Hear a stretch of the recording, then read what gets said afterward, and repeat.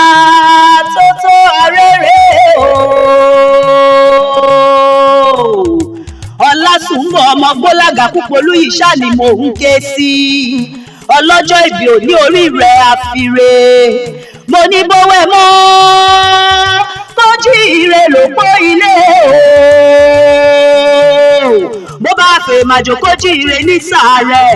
Bí Ọlásùnbọ̀ ọmọ Gbọ́lága Kupoluyi bá ti jí ire àbùṣebùṣe.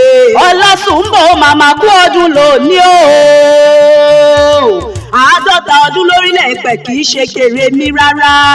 Okú ayọ̀ okú ọdún, ẹ̀mí rẹ̀ yóò ṣe púpọ̀ rẹ̀ lágbára dání wáyé. Àbá ọyọ̀ àbá ọdún pẹ́ o. Barrister Olutoyin Olatunde ló ń bá ọyọ̀ ló bá ọdún pẹ́. Ó lóun bá ọdún pẹ́ fọlọ́run Elédùmarè ọba tó dá ọ sí tilétilé, ọba tó dá ọ sí tọmọtọmọ. Barrister Olutoyin ló pè mí sórí aago. Olutoyin Olatunde pè mí sórí aago. Wọ́n l'Ajeigbe òní lọ́jọ́ ìbí ẹni ní pàtàkì, ẹni bí ẹni, èèyàn bí ẹgbàágbèje.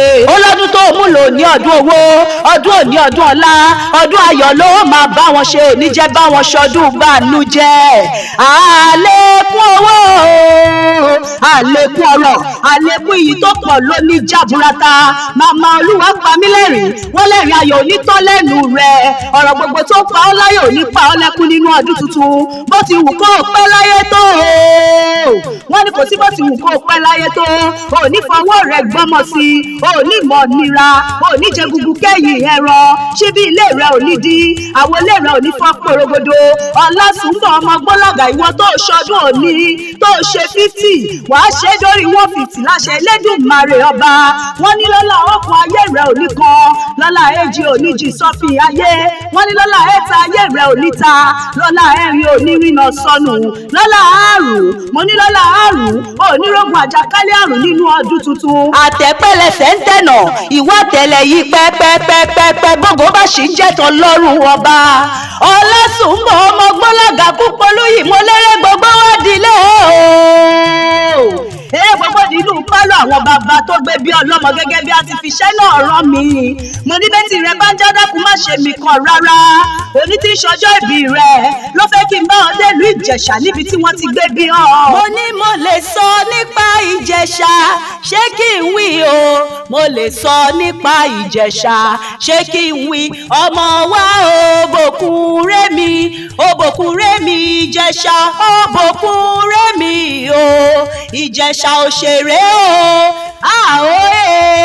Ìjẹ̀ṣà òṣèré, ọmọ onílẹ̀ obì o. Ọmọ wa òbòkun rémi, omi ń ro, omi ń rodò wú o. Yèyé ọlọ́mọ ní Ìjẹ̀ṣà, omi ń rodò wú. Ọmọ mi ń ro èmi àrò máa ro dandan. Ọlásùnbọ̀ wọ́n pè ó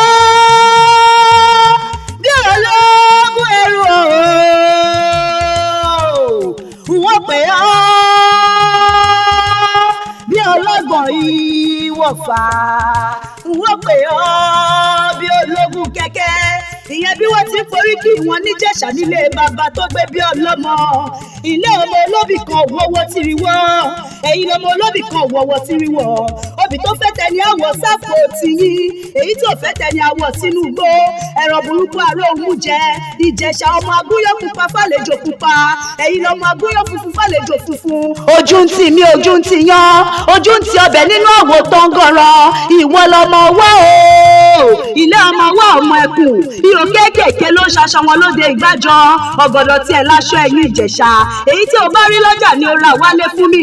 Kí n rí ìjọ yẹyẹ kúrú mọ́ níye. Ogun torí ikán, ogun já Haúsá.